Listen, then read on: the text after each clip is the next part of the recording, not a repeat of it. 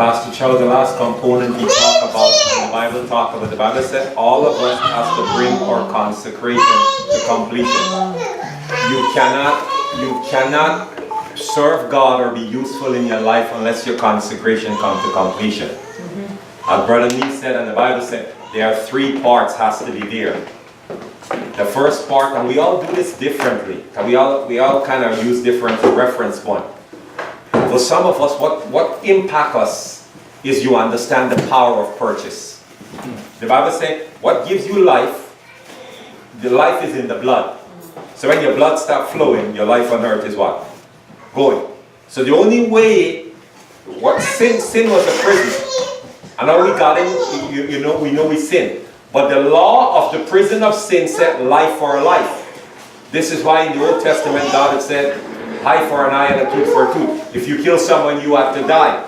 So the only way to get out of sin prison, someone else has to give up their life for your life.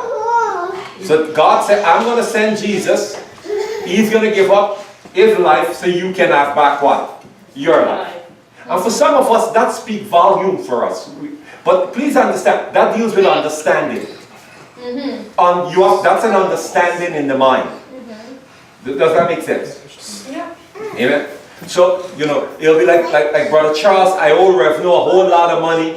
Let's say I owe Rev No 100,000. And Rev No take control of my house. You know what happened in ancient time when you owe someone money? What did they do to your family? Perfect. Yes, they have the right to take your daughter or your sons. And let's say I owe Rev No money and I die. What can he come and do? If you know the story even with the widow, with Elijah, she had a lot of money. And all the debtors called upon her. Perfect. So the widow turned to him and said, when my husband was alive, he was a faithful servant of God. And the debtors that tell her, we're going to take your son to come and serve us to pay off the debt. Perfect. So Elijah let the oil flow so she can pay it off. Amen. So if I owe Rev No a lot of money, and Brother Charles goes to Brother Rev No, I want you to let him go and you can keep me. Not ready yet. I will stay with you. You understand? And I'm worth more than him anyhow. So he can go. This is the price that paid. Christ said, I will go into debt so they can go free. But that don't bring no change of you. It just change your position. Right. Do you understand this process? And some are just so grateful for that. And some are so grateful, like Mary Magdalene. Perfect. Mary Magdalene said, he paid for so much for me. So I have to pour the oil. I want to pay back for so much for him. And typically, if that touch you enough, you'll find, I will search. And let's say when Charles get me out from Brother Rev No, I take a ship and I went away to a far land. And then I become successful. You'll find I search the rest of the earth. And let's say Rev No took him and took him somewhere else. But I will search for the rest of the life to find him, the rest of my life, so I can pay back what? The debt. Because I feel so indebted to him. Yes. I feel so indebted. Yes. You ever see something in army movie or something, some soldiers go through certain things, and when they come back from war, and one of them, somebody might have saved him on the battlefield, and he'll turn to his friend and he go, anywhere, anytime you need me, no matter which part of the world, I'll be there. What you did for me, he got anytime. And then they'll go on with separate life, but the other one called upon him, he will have left everything he's doing and go back. He goes, the only reason I'm alive, he goes, because of this person. Yes. You feel indebted. Yes. The death of Christ is like that for us. Right.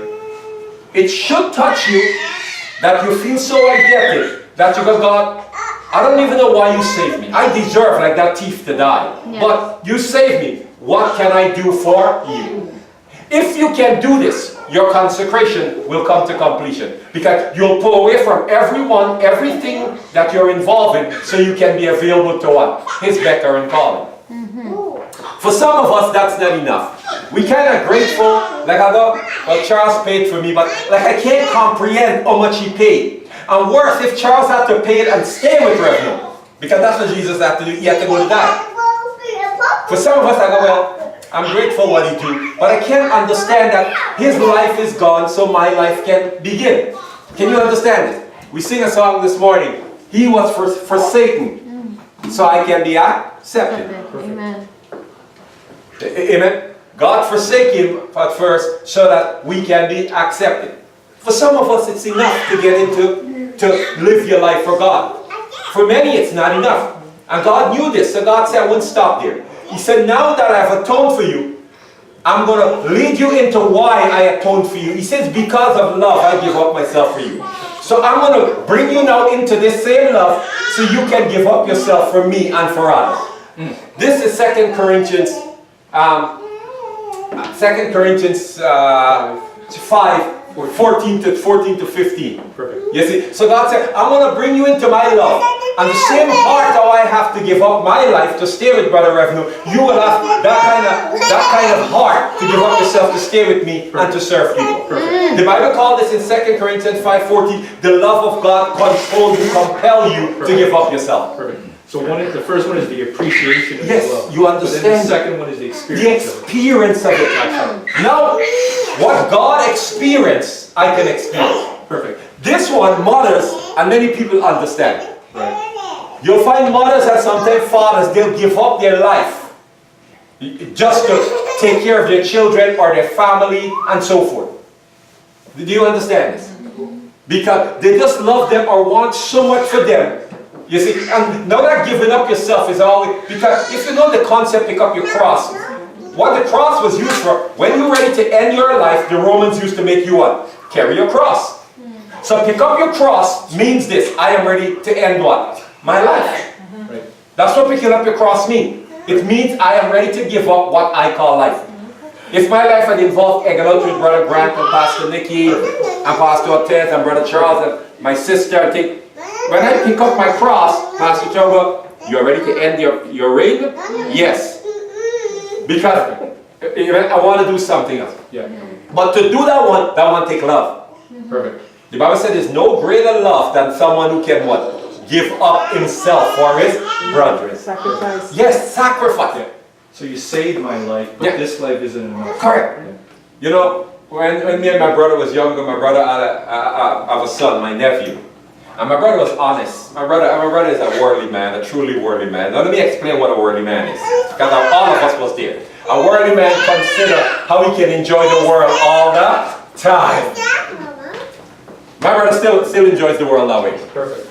Worldly man, I was there too. There was a time all I look for is how I can enjoy myself in the world. And anyone or anything that tried to stop me from that was an hindrance, an offense. Because you are trying to interfere. And my brother was honest. My brother go, look, I can't take care of no child. I'm just enjoying life. Now my sister didn't go and have no child with nobody. But she looked at the child and she go, somebody got to give up themselves. He can't take care of himself. He can't eat, he can't cook, he can't clean himself. Somebody got to pick up what? The cross. Yeah, someone's got to. Somebody got to give up their sleep, their resource, their friends. Because children, anybody have children, know they take what? All of your time. Do you understand? Yeah? You know, as Pastor Charles said, or Charles said, when Kaya and Cole in it, you got to give up time to what? Focus on them. This is called picking up your cross in whatsoever level. So my sister said, I will give up my life for him. She goes, he didn't do nothing wrong. You're the one bring him, and now you're saying you can't. She goes, I'll die. That process is called what? Abandon the plans and the dreams that you had so someone else can live. There's only one force the Bible shows can do that. Love. You know why we don't do it? Lack of love. Once you enter love, you find that it's what we call a labor of love. Meaning I'm doing it and enjoying it. Any service without joy, this is why the Bible said the joy of the Lord is my strength. Love makes you still have to labor, but you do it with what? Joy. You're so happy. It doesn't seem like work. It doesn't seem like work. But it's work. It's work. So God said, I will bring you into my love. Still sweating. And I will let you grow in my love. This process, so you can pick up your what? Your cross. Perfect.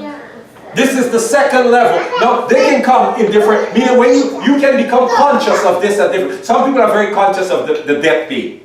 And that's enough. They got that. I understand. Then if you know what Mary Magdalene said, you don't know what he done for me. Amen. Yes. In the alabaster. For example, I find someone like Jane that impacts significantly. The price. Someone like my mother, my sister, I find that love compels them. Amen. Now typically, you'll find one catapult to the other two. Amen. Equally, I see someone like you, the love moves you to. Then, but the Bible says you're still not consecrated yet. Because, you see, the love must lead into what? Action. Perfect. Action. You'll find whether you are grateful that he died, he paid such a price for you, a worthless person, or whether the love compelling you. The Bible said it's not complete until you find a way to express your gratitude. Perfect. Whether you're grateful because he died for you, your love is not complete until I find Charles would give up himself for me to Brother Revno. Until I can get him back and repay him. Yes. Like my dentist, you feel incomplete. I gotta find a way to serve you, God. Anything. You want me to sweep the broom where the saints they walk, and you're the happiest person. I'm sweeping to God. This is awesome. You don't know why do you sweep with such intensity? You don't know what He's done for me. You don't know what His love is doing in me. Until you either experience the love or the price, you're gonna find service difficult. And the Bible said then your consecration is incomplete. You don't have a compelling what? Force. Reading God's word becomes challenging. Serving God becomes challenging. Fellowship becomes challenging. Following God's will becomes impossible. Are you listening to what I'm saying? You know, some of you I have read in the book The Richest Man Ever Lived in Babylon. There, as you get to the end, there'll be a man, and he has the man's grandson. The man's grandson is very bad. This man is the richest man now in Babylon too.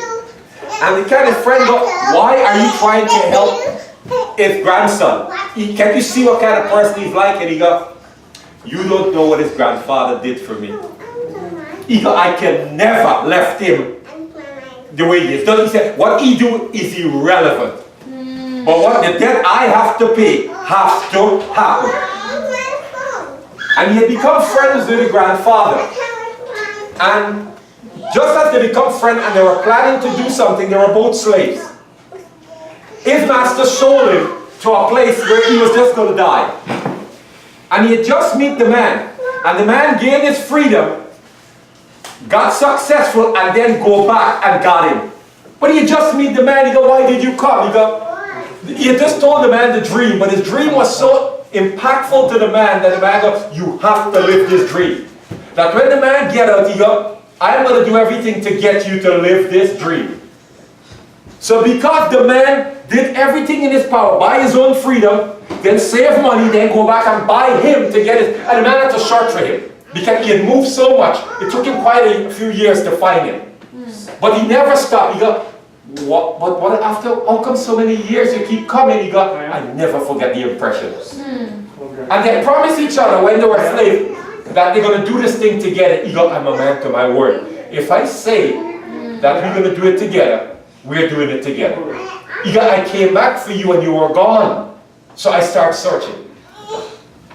So because the man bought him, when he became very successful and the man was dying, and the man's grandson is as worthless can be. And his servant goes, why do you put up with him? He goes, you will never understand. Because the debt I have, the price his grandfather paid for me, 1,000 generations of him can't pay the price. He got everything I become is because of what his grandfather did for me. He said, he don't do that, I'm lost. He go, how do you put a price? How do you repay it? That's the kind of debt. This is right. If you understand Christ's debt or Christ's love, you'll find the more you serve, you still feel like it's not what? Enough. I never feel, and I know this, I'm pretty sure my understanding is fairly clear in this, I will never feel satisfied of serving God enough. Are you listening to what I'm saying? Yes. It doesn't matter how successful I come and how many saints I help. I will never feel, and I'm always, through the Spirit of God, looking for ways to help people. But the one thing I have come, this force that driving me, no matter how many people I serve, I will never feel like I've paid back God enough. Are you listening to me, church? When this happens, your consecration is complete. When you're not experiencing this, it is because you didn't think He paid a big enough price for you. Or you're not You don't understand. You don't understand it. It's not that you don't believe it. You just don't know it. Yes. You don't have the fullness of the... You might even, as the Bible said, fully believe it, but you don't comprehend it. Yeah. And you're definitely not experiencing His love. Yeah. Are you listening to what I'm saying? Love, the Bible said, it compels you. The love this man had for the man in need, it makes him search to find him. Are you listening to what I'm saying? Yeah. Amen? That is what the Bible says when this happens. When you give expression, manifestation to that love, the Bible said, now your consecration. That consecration meaning you're set apart for one thing, into one area. It said now you have locked in to the one thing. There are many of us saved by God, belongs to God. But I'm telling you, you're not consecrated to God because there's nothing in you want to serve God.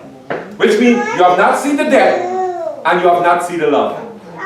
Does it make sense? Amen? You have not seen. You know, if there's one thing I love about my nephew know this one. My nephew don't like my sister knowing certain things. He go, the reason why, he go, I know how she loves me. Are you listening to what I'm saying? He go, I know what she will do. If my nephew is in China and he's in trouble, and he didn't tell my sister he's good there, she's here, she'll move heaven and earth to go there. Yeah. Are you listening to what I'm saying? This is consecration. Hallelujah. It's why a mother or father, something happening and somebody gonna die. You know what? I encourage you guys to see this movie, The Shack. No, movie night. Yeah, movie night. Okay, wait for movie night. Amen. What's it called? As Pastor Charles, The Shack. As Pastor Charles said, man loves to judge. And he's judging all of God's people, so God give him an option. He said, I'm going to give you a choice. You got to choose between one of your children. Can you want me to do it? You think I should kill certain people and save certain? So you have 2 kids. He said, right now, you have to choose. Because I'm taking one. Which one? What do you think he decided? Oh, God, take me. He said, now you understand. Are you listening to what I'm saying? You see, God said, that's why I give up myself. But you want me to judge. Love makes you give up yourself. If I say I love my wife and I can't give up myself to do the thing she loves to do, it's simply what? I just don't love her. Or not more than myself at least. Amen. If I say I love Sister Jazzy, but every chance, some of you know I like to golf. I don't get out. I'm one strange man. I have a pass that I can golf, like a membership that I never use it. My daughter gets mad at me. She goes, who has a membership and don't use it? This is something I love more than golf. If I say, as you know, I like to golf, and I say, Jazzy, I love you. I love spending time, I love fellowship with you, but I never spend time with Jazzy. Jazzy should call that for what it is. She go, you like me. But every time Jazzy call, Brother Fraser, where are you? I'm on the range, I'm golfing. You know, I'm in the course. Jazzy got to call it. She go, you know, Brother Fraser, I know you like me, but you're consecrated to golf. It doesn't mean I don't like her. I just love something else. Now the Bible says you must guard your consecration. Make sure nothing cool down or change your what? Your love. You can sing your Lord love. Every time you go, Mama, put the full sing up. Does that make sense? It does. See, can the death alone get you to service? No. Can. If it touch you. But you know. It will naturally, God will naturally lead you in your love. Because to expand, the Bible says you must expand your border. The death can give you the conviction quite easy to get to service. And the love will open the objects of service. The things He wants you to focus on. You know, but death will give you the heart, the mindset. Like, I just got like the man, I just got to find Him. But death can give you the conviction. Go ahead, Jackie.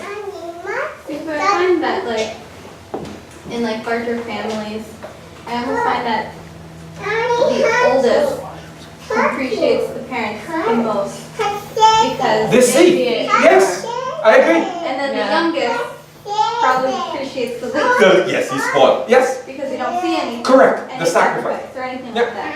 So I just was thinking about Yep. because when you see and you know the sacrifice, Yes. then you'll have that the feeling of wanting to give back. Yes. Right? But if you don't see it, then why would you want to? Exactly.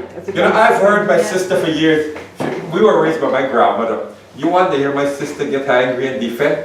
Because I was too young. My grandma, I was very young. I was the third youngest back then. My other sister was born here. But my sister knew what it's like to watch my grandmother leave early in the morning and go all day at work. So yes, the oldest one normally see the sacrifice of the parents, the sleepless night.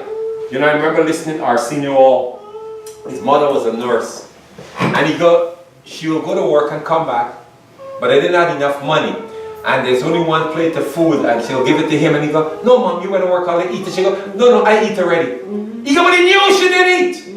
Days in, days out. So when he became successful, you can't tell him, spoil his mom to no end. That's the Thanksgiving. Yes, that great. He said, "I knew she wasn't eating." But in order not to make him feel guilty about eating the food, so I eat at work. Then she'll go drink a cup of water or something. Yes, the oldest one, big family, normally see that. Right? You understand? The youngest one is typically, they're having too much fun, they're not seeing the sacrifice. Yeah. So there's no gratefulness. No gratefulness. You will never be moved if you cannot. I tell you, if you want to bring your consecration, pray a simple prayer. Oh Lord, let me understand or see the price you paid for me. Not the world, personalize it. Me. The world is too big for most of us to understand. Lord, let me see the price you paid for me. Yeah. Just me. And if you can see that, truly, if God got, okay, I'll open your eyes to see what you are like, what you have done, and what I had to give up for you. He was stoned. He was whipped. He was bruised. This is why you see some people that truly have revelation, when they come before God, they act of worship. Some of them are just crying. But I promise you, they have seen their sin and depressed. They're just crying. They're like, why do you love me so much? They just Careful, okay, okay. I'll just leave that person, let them worship. And for some, God have led them into His heart. I'll show you the kind of heart that I have, why I give up myself with humans. It's when you experience this, you just turn your back on the world. Because the world teaches you to focus on who? You. If I'm going to hang out with Brother Grant, it's based on what Brother Grant can do for me. Brother Grant make me look good. Brother Grant is like me. Brother Grant, boost my image. Brother Grant can help. It's all about me. And if Brother Grant can't do that, we can't what?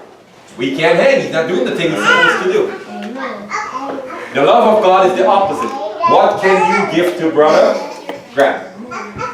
It's completely different.